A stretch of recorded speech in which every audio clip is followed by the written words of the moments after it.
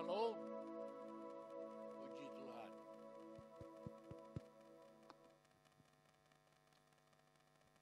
Kita hidup di akhir zaman. Semakin hari Alkitab yang bilang, bukan semakin baik. Goncangan di dunia luar biasa.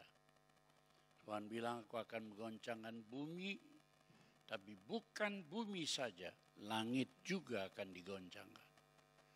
Jadi setiap orang mesti mengerti dunia kita ini tidak lebih baik. Namun demikian kita jangan sedih, sebab Allah itu kekuatan yang luar biasa. Karena itu kita harus belajar bagaimana kuat di dalam Tuhan. Kuat di dalam Tuhan. Dalam Filipi pasal 2 kita melihat firman Tuhan berkata begini.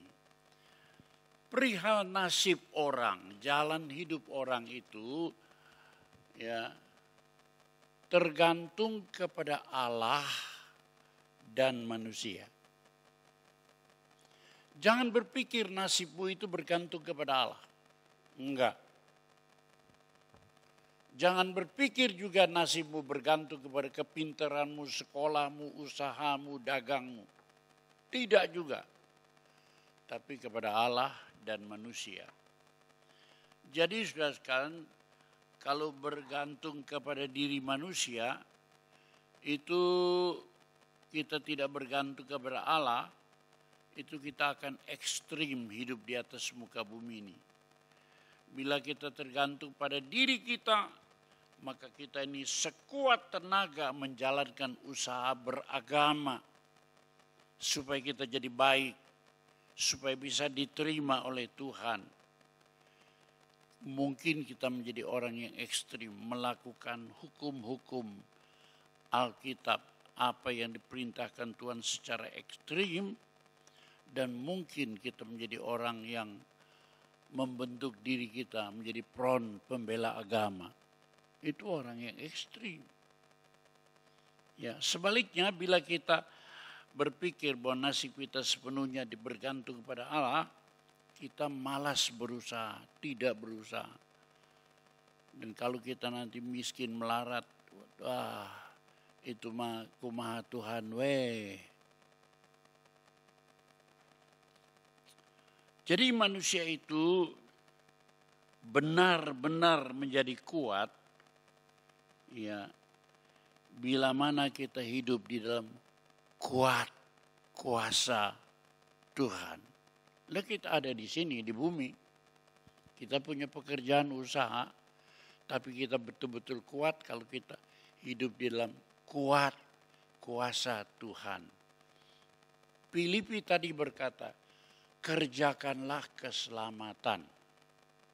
Jadi kita harus mengerjakan segala sesuatu, melakukan apa yang dikehendaki Allah.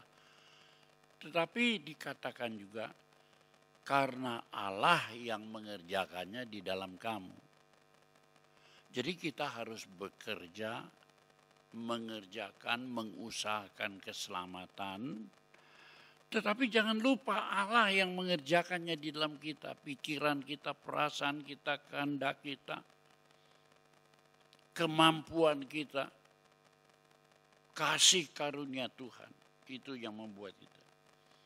Dalam Efesus 6 ayat yang ke-10 dikatakan di sana akhirnya kesimpulannya, hendaklah kamu kuat di dalam Tuhan, di dalam kekuatan kuasanya. Tuhan menghendaki kita kuat. Tapi jangan ekstrim. Terkutuklah orang yang mengandalkan manusia. Terkutuklah orang yang mengandalkan dirinya sendiri. Hendaklah kamu kuat di dalam Tuhan, di dalam kekuatan kuasanya. Saudara-saudara, jadi bukan kekuatan kita sendiri, tetapi di dalam kuat kuasa Tuhan. Nah, bagaimana saudara bisa mengatur dalam hidupmu, dalam doamu, dalam hubungan pribadimu kepada Allah? Ini satu rahasia pribadi kita dengan Tuhan. bukan soal agama Kristen, bukan. Dalam Alkitab manusia itu pendosa. Ya, next. Memberontak. Selanjutnya keturunannya menjadi jahat. Sehingga Allah menghapus manusia. Itu tertulis dalam Kejadian pasal 6. Ya, next. Di mana kita melihat ketika dilihat Tuhan bahwa kejahatan manusia besar di bumi. Dan bahwa segala kecenderungan hatinya selalu membuahkan kejahatan semata-mata. Dilihat Tuhan. Kecenderungan hati manusia itu membuat dosa semata-mata. Maka menyesallah Tuhan bahwa ia telah menjadikan manusia di bumi. Dan hal itu memilukan hatinya. Terus berfirmanlah Tuhan, aku akan menghapus manusia yang telah kuciptakan dari atas muka bumi. Baik manusia maupun hewan dan binatang-binatang melata, burung di udara. Sebab aku menyesal bahwa aku telah menjadikan manusia. Pernyataan yang menyedihkan sebab Tuhan akan menghapus manusia. Bahkan seluruh makhluk yang hidup bernapas terhapus, saudara sekalian, dengan air bah. Tetapi ada perkecualian. Perkecualian itu bukan karena kebaikan manusia. Perkecualian itu bukan karena dia suci, bukan. Kita melihat manusia pertama yang mendapat kasih karunia Tuhan. Pikirkan perkataan kasih karunia. Bahasa Indonesia lama, anugerah. Anugerah itu diberikan bukan karena kebaikan kita.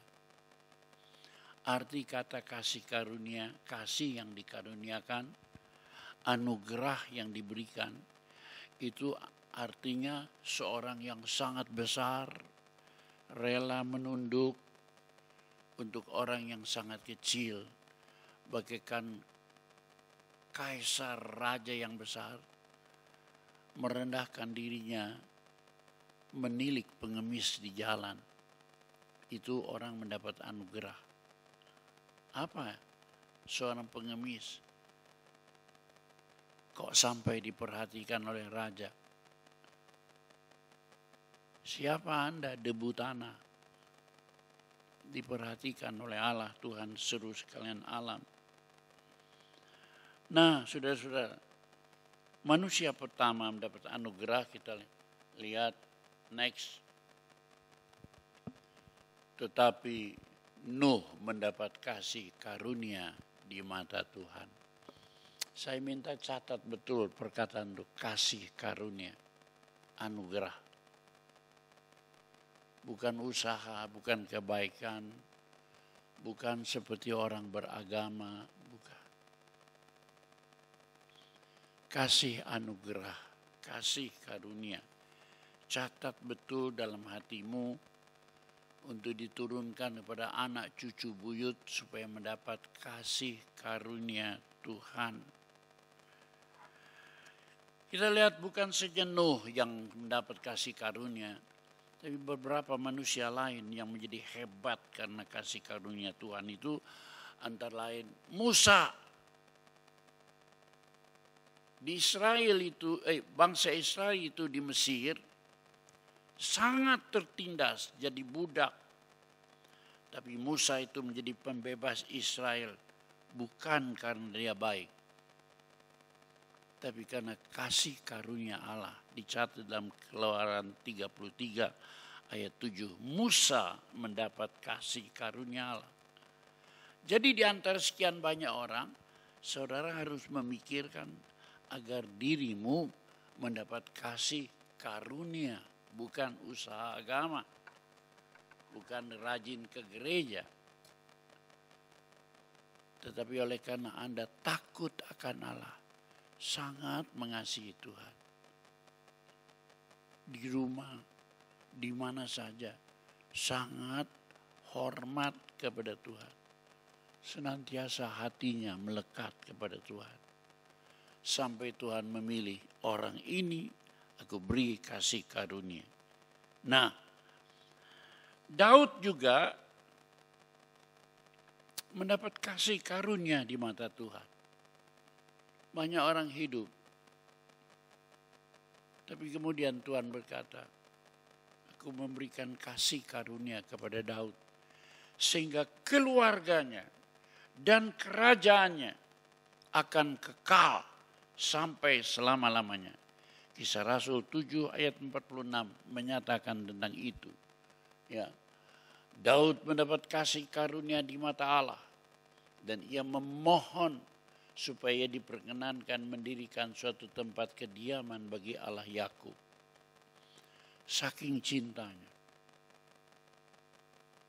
Aku baca ketika dia mempersiapkan untuk mempersembahkan bagi pembangunan rumah Tuhan, maka dari harta miliknya sendiri dia berikan 3.000 talenta emas.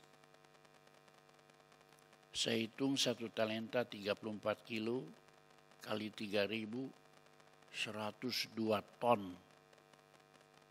Saudara beli emas 102 gram ya. Siapa yang beli emas 102 kilo?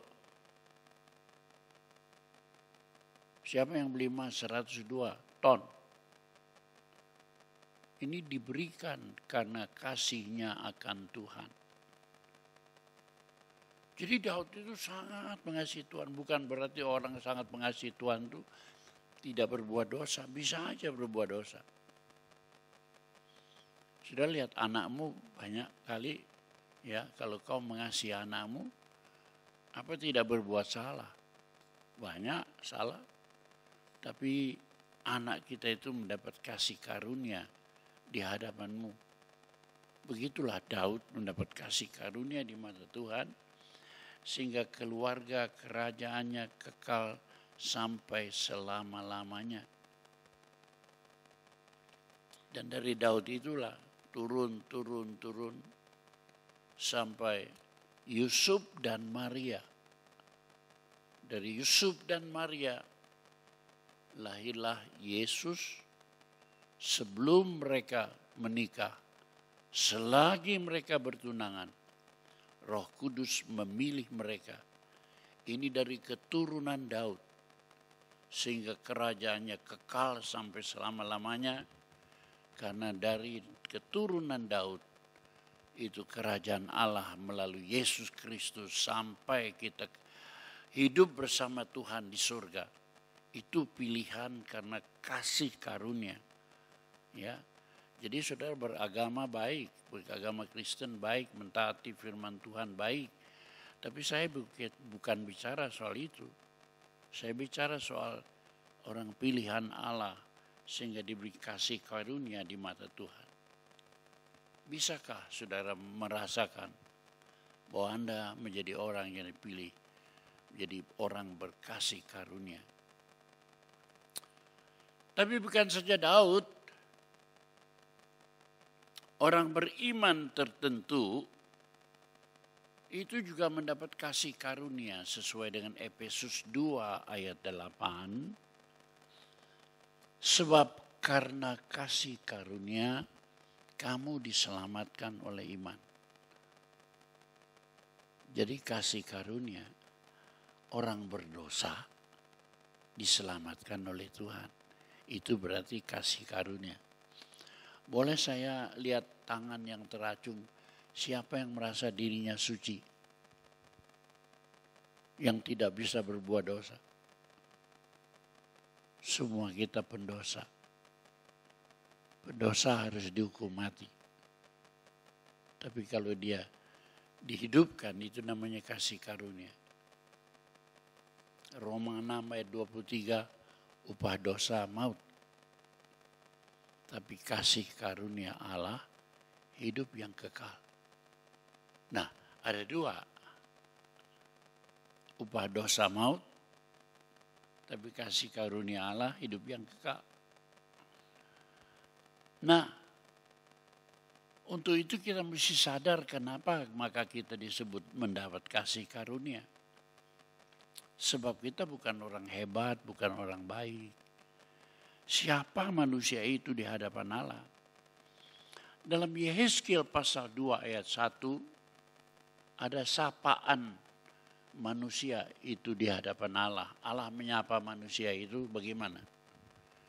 Firman-Nya kepadaku, hai anak manusia, bangunlah dan berdirilah, karena aku hendak berbicara dengan engkau.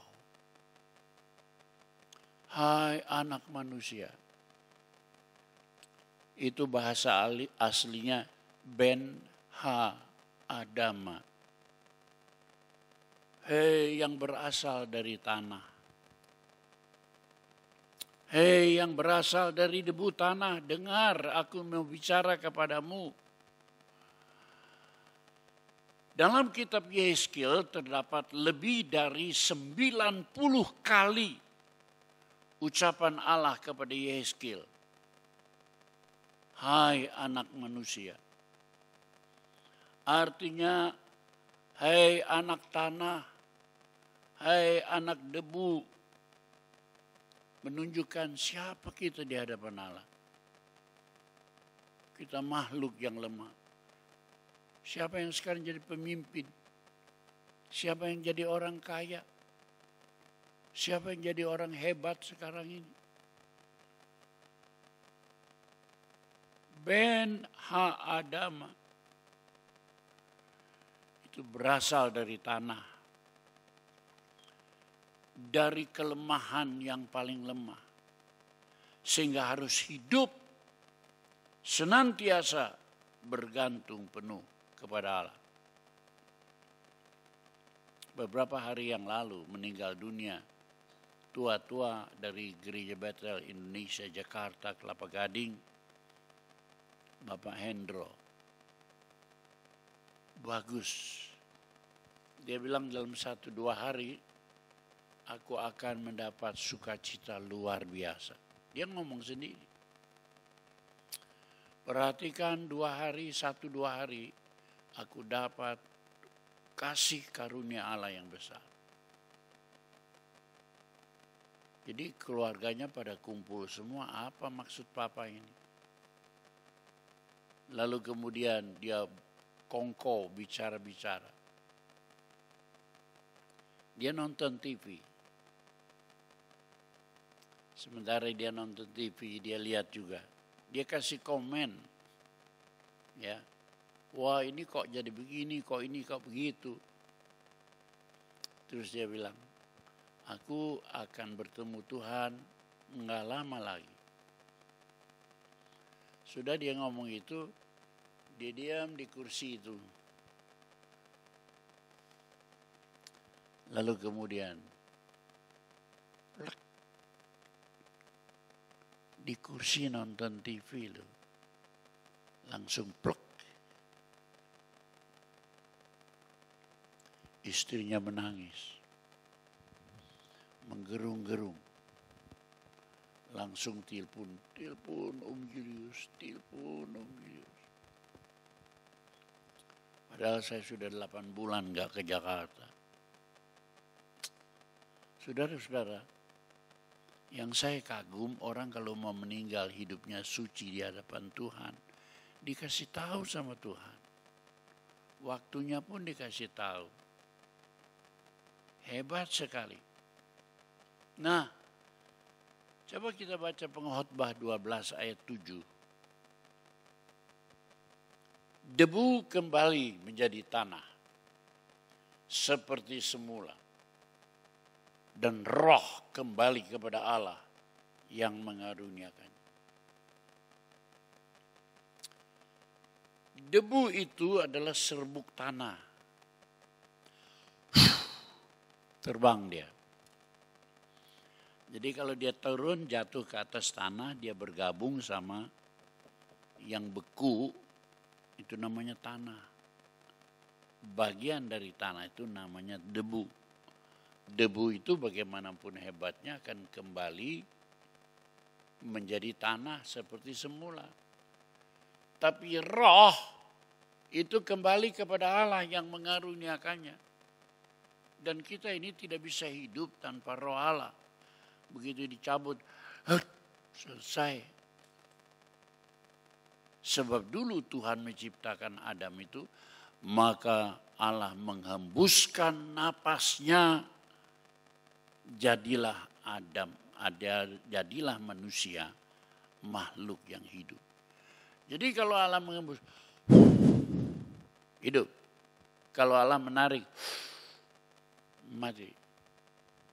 Siapa kita itu? Cuman manusia itu terlalu sombong.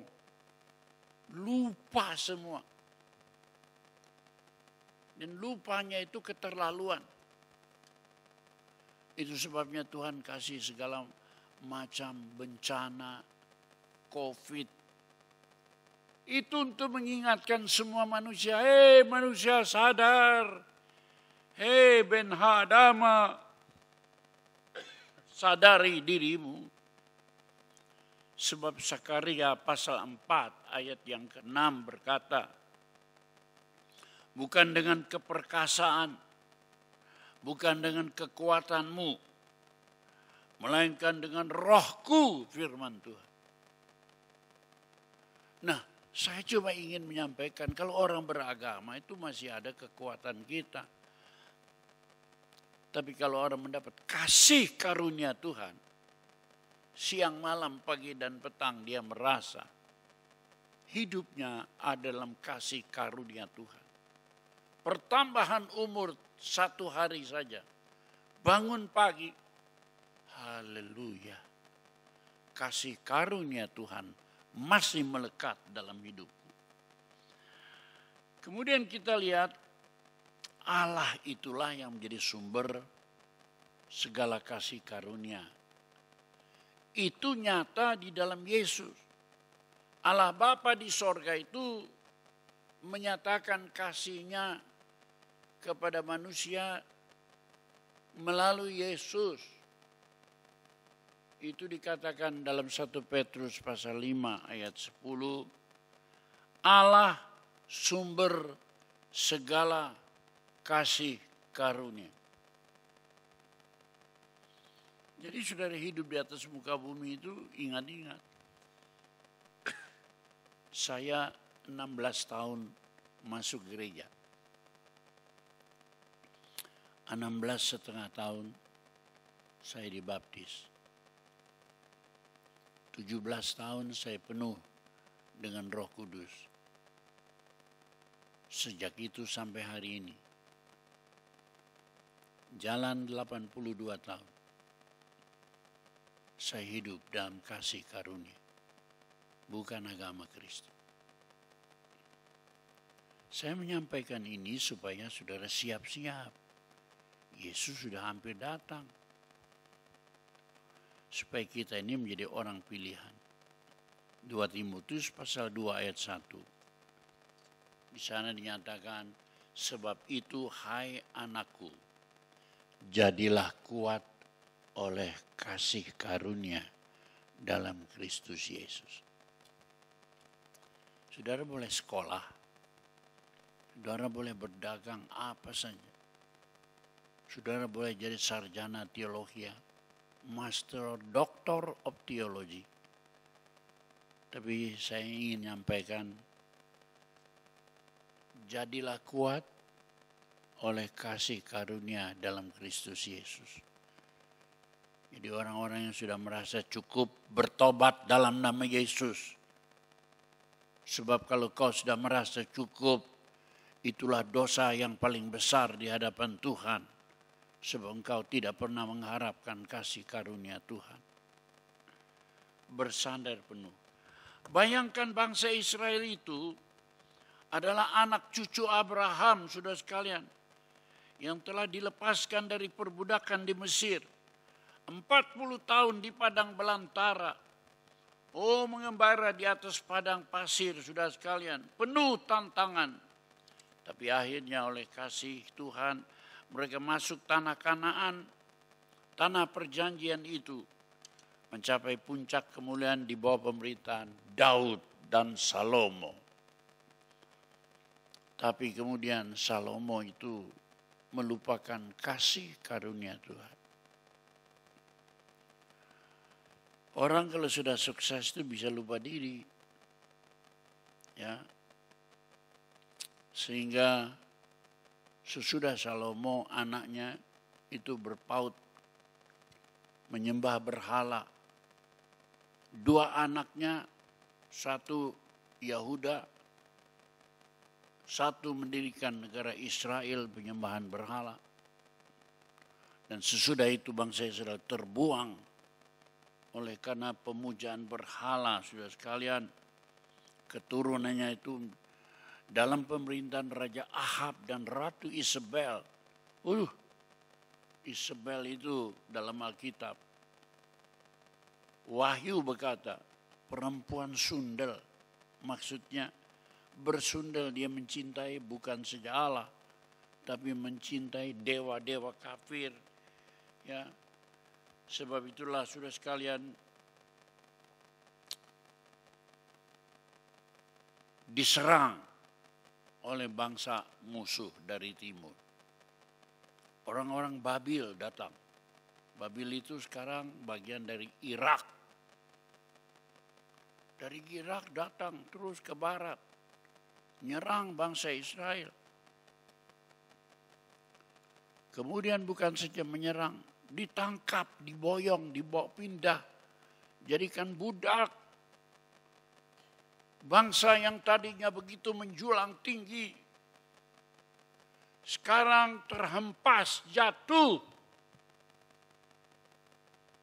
karena melupakan kasih Tuhan. Lalu kemudian oleh kasih Tuhan, dalam pemerintahan Raja Sirus dari Iran, Iranlah yang mengizinkan bangsa Israel kembali ke Israel, ke Yerusalem lagi. Di sana saudara sekalian, mereka 70 tahun menjadi bangsa pecundang. Bangsa yang diarak dalam kemenangan dari hina dina di Mesir sampai puncaknya. Kembali terbuang 70 tahun menjadi bangsa pecundang. Hidup gelap. Namun dalam kegelapan itu sebuah bintang bercahaya. Itulah bintang Bethlehem, saudara-saudara. Sementara gembala menjaga domba-dombanya, tiba-tiba terang datang. Di tengah-tengah kegelapan terang datang. Lukas pasal 2 ayat 10-11. Ini pangkal. Lalu kata malaikat itu kepadanya, jangan takut sebab sesungguhnya aku memberitakan kepadamu kesukaan besar untuk seluruh bangsa. Hari ini telah lahir bagimu Juru Selamat, yaitu Kristus Tuhan di kota Daud. Ini pangkal daripada kasih karunia diberikan secara cuma-cuma kepada manusia. Jadi Natal itu bukan pesta jasmani, bukan. Dalam kesederhanaan, lahir di kandang Bethlehem. Tidur dalam palungan tempat makan binatang. Saya mengingatkan ini. Kalau Natal biarlah saudara berlinang air mata. Bukan karena rok bagus, pakaian bagus, dapat hadiah dari suami atau dari anak, dari orang tua. Tapi hadiah terbesar adalah kasih karunia. Hari ini telah lahir bagimu Juru Selamat, yaitu Kristus Tuhan di kota Daud. Ini kasih karunia Allah dinyatakan. Nah sekarang saudara tahu hidup beragama ya. Sekarang saya bicara soal kasih karunia. Orang pilihan Allah. Nah kasih karunia itu ada bermacam-macam saudara sekalian. Yang pertama next. Kasih karunia yang menyelamatkan. Orang berdosa diselamatkan. Itu kasih karunia yang luar biasa. Itu sebabnya dalam Yohanes pasal 3 ayat 16. Karena begitu besar kasih Allah akan dunia ini. Sehingga dikaruniakannya anaknya yang tunggal. Supaya barang siapa yang percayakan dia. Tidak binasa. Melainkan beroleh hidup yang kekal. Kasih Allah kepada dunia. Bagi orang berdosa. Sampai mendapat hidup yang kekal. Ini tidak bisa kita bayangkan. Ini kasih karunia yang pertama. Tadi dikatakan dalam Efesus 2 ayat 8-9. Ya. Itu bukan hasil usahamu. Tetapi pemberian Allah. Kalau hasil usahamu mentaati firman Allah, itu baik. Tapi pikirkan tentang kasih karunia Allah. Kasih karunia yang pertama adalah kasih yang menyelamatkan. Salvation. Orang berdosa diselamatkan. Tapi kita mesti berjalan terus. Sesuai Yohanes 1 ayat 16. Di situ dikatakan supaya kita terus berjalan. Kasih karunia yang lebih. Terus, next. Berikut. Ya. Maju. Yang kedua adalah kasih karunia yang mengkuduskan. Kita tidak bisa kudus kalau bukan kasih karunia Tuhan. Enggak bisa. Daud dapat kasih karunia Tuhan. Enggak bisa kudus. Dia jatuh dalam perzinahan. Bini orang diambil. Tapi kalau kasih karunia itu, kita mempunyai seorang juru syafaat. Kalau kita mengaku dosa kita, Allah kita itu setia dan adil. Dia mengampuni segala dosa kita dan dia memulihkan kita kembali. Itu yang dialami oleh Daud. Kita mesti maju terus. Kasih karunia yang kedua itu adalah kasih karunia yang mengkuduskan hidup kita. Biasanya orang Kristen berhenti sama yang pertama. Jarang yang memperhatikan soal kekudusan hidup. Kita hidup seperti orang dunia. Kita berdagang seperti orang dunia. Hati kita penuh dengan tipu muslihat. Di sana dikatakan dalam 1 Petrus 1 ayat 16. Sebab ada tertulis, kuduslah kamu. Sebab aku kudus. Kudus itu supaya saudara layak dipindahkan. Dunia ini penuh dengan kenajisan. Tapi selama kita hidup di dunia, kita harus mendapat kasih karunia supaya kita dikuduskan dan pantas untuk masuk surga.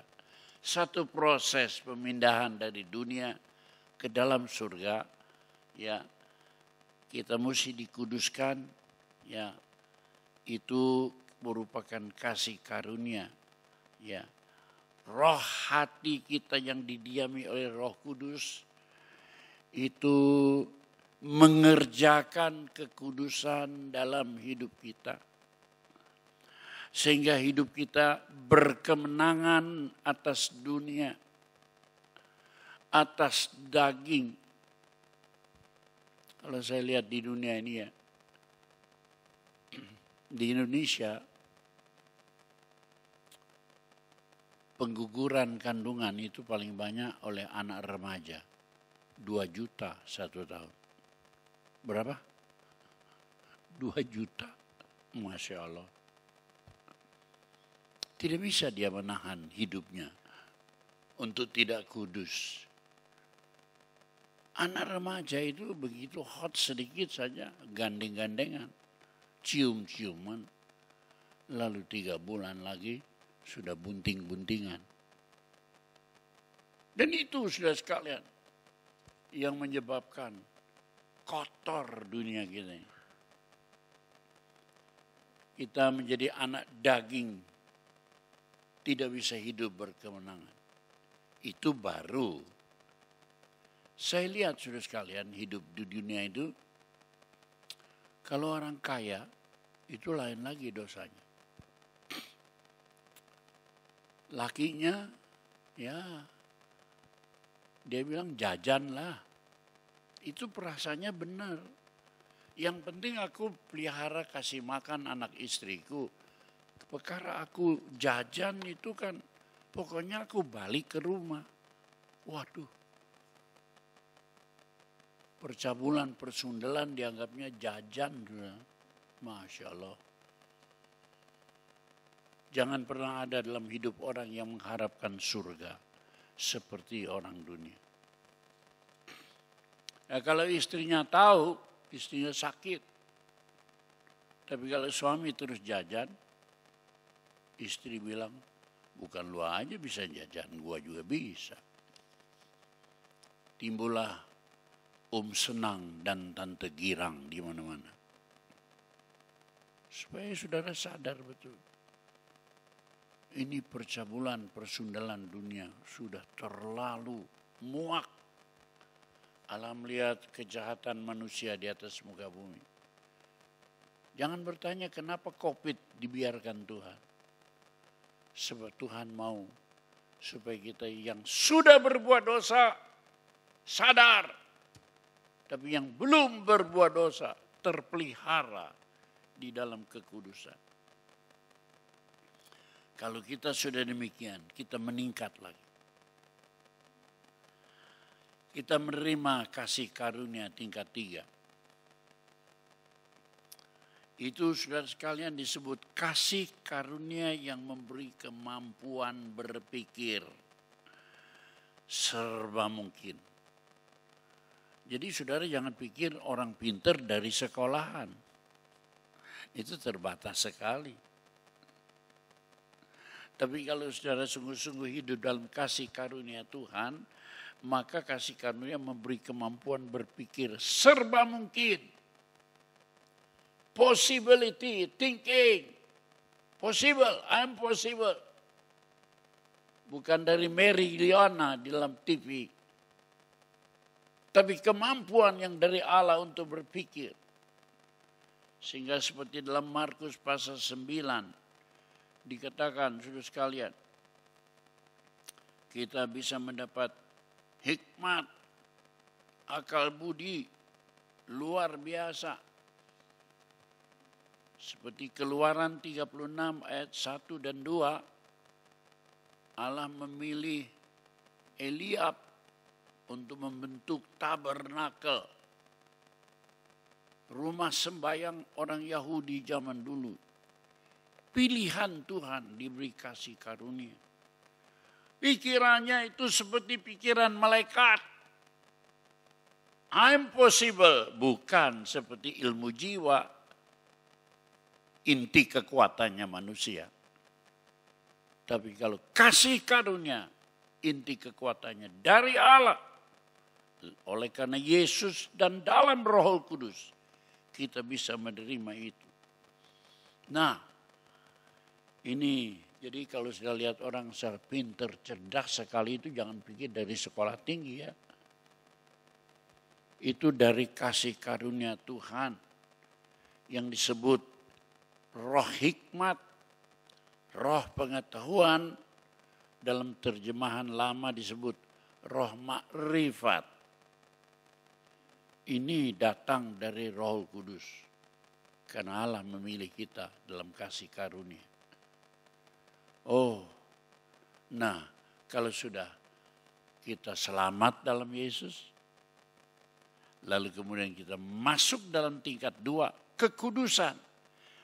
Ini kekudusan ini yang mendobrak segala sesuatu sehingga kita bisa menerima yang ketiga dan keempat.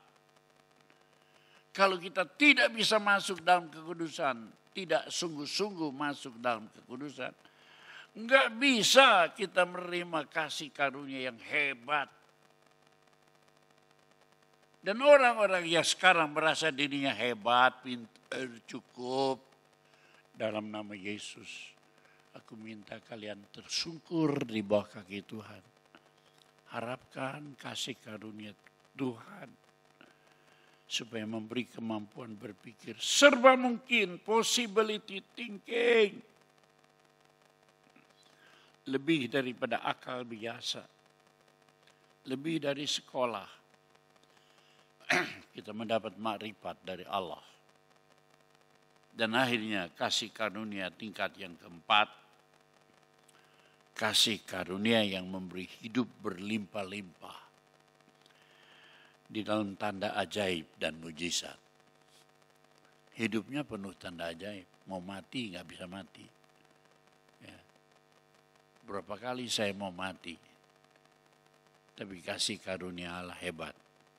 Nggak jadi mati terus. Saya dulu umur 29 tahun. Dikatakan tidak bisa panjang umur karena mengandung sakit liver yang kronis dan akut. Pada waktu itulah saya berserah diri. Karena saya pikir saya mesti mati. Saya berhenti pada tanggal 30 Desember 1968. Dari pekerjaan saya sebagai assistant accountant, saya berhenti dan menyerah diri kemana Tuhan utus saya mau pergi. Dan Dr. Hael Senduk, Ketua Umum Gereja Bethel Indonesia pada waktu itu, lagi mencari seorang pendeta untuk jemaat di Tasikmalaya. Karena masalah-masalah yang mengalami GBI Tasikmalaya. Itu tiang itu ya, sampai kira-kira saudara di belakang saudara Willy itu gereja kita yang lama. Ibu yang berbaju biru silakan berdiri sebentar. Nah barangkali gereja kita yang lama tuh, ya yang merasa berbaju biru aja. Nah itu dia. Jadi gereja kita tuh dari belakang itu ya, sampai kepada ibu yang berbaju biru, tiangnya itu gereja kita yang mula-mula. Di bawah bukan di atas.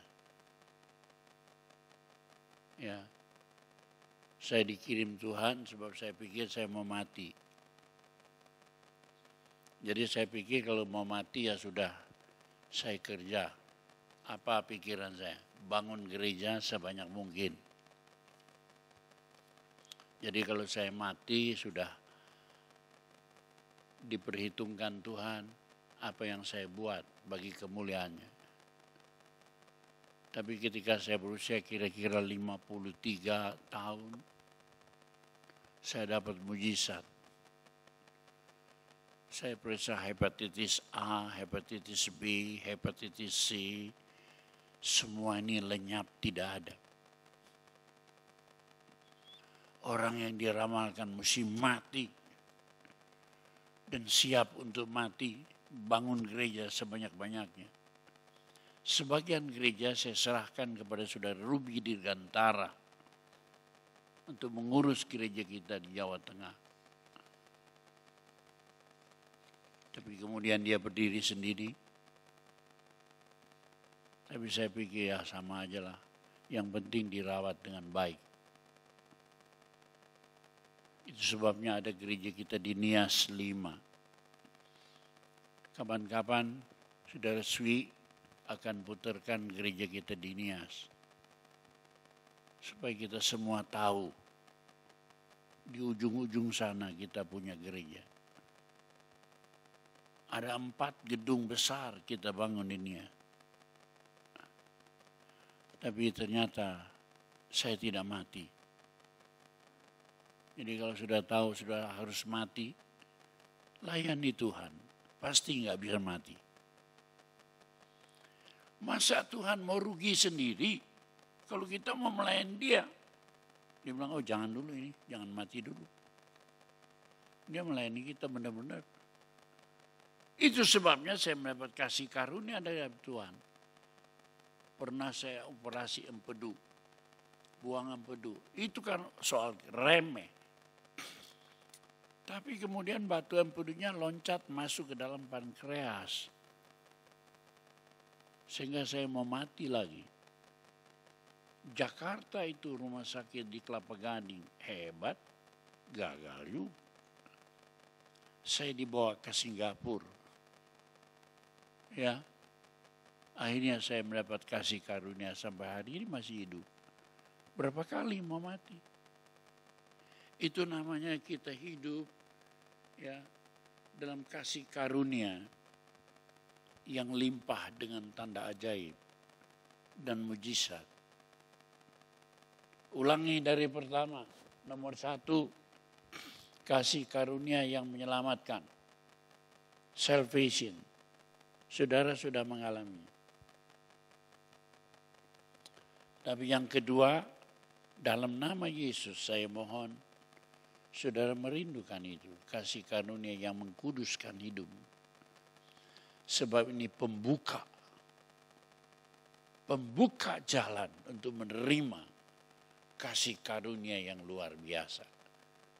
Ketiga, ini dia, pikirannya dirubah. Kasih karunia yang memberi kemampuan berpikir serba mungkin. Jadi dalam hati kita nggak ada yang nggak mungkin. Jadi kalau kita mendengar susah lah ini, aduh gemesnya bukan main, keselnya bukan main. Tidak ada yang mustahil bagi Allah. Dan ayat bilang tidak ada yang mustahil bagi orang yang mengasihi Tuhan. Kita sampai kepada tahap yang demikian. Lalu yang keempat, kasih karunia memberi hidup limpah dengan tanda ajaib dan mujizat. Sign and miracles in your life. The whole life full with sign and miracle. Sepanjang hidup kita penuh dengan kasih karunia di mata Allah. Kalau kita hidup demikian, maka saudara sekalian, sebagai akhirnya kita baca Efesus 6 ayat 10.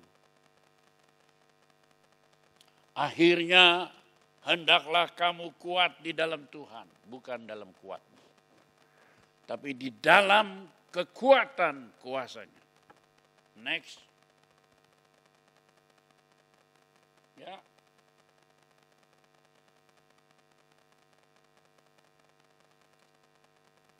Efesus ayat 17. Dan terimalah ketopong keselamatan dan pedang roh, yaitu firman Allah. Jadi nerima firman Allah ini jangan asal-asalan. Doa, selidikin, baca, buka concordance, buka kamus. Saya mau khotbah tentang kasih karunia. Seluruh ayat tentang kasih karunia, 1 lembar penuh, full ayatnya. Saya baca satu-satu. Selidiki firman, pedang roh. Dan 18, berdoalah setiap waktu di dalam roh. Bukan doa minta-minta berkat. Roh kita memuja Allah. Memuja bukan minta. Meminta itu aduh. Pujalah Tuhan, takut akan Dia, sehingga Allah jatuh cinta kepadamu dan memilih engkau jadi orang yang menerima kasih karunia. Berdoalah setiap waktu di dalam roh. Kalau kau demikian, saudara sekalian, maka sesungguhnya hidupmu kuat di dalam Tuhan, dalam kasih karunia-Nya. Puji Tuhan. Amin.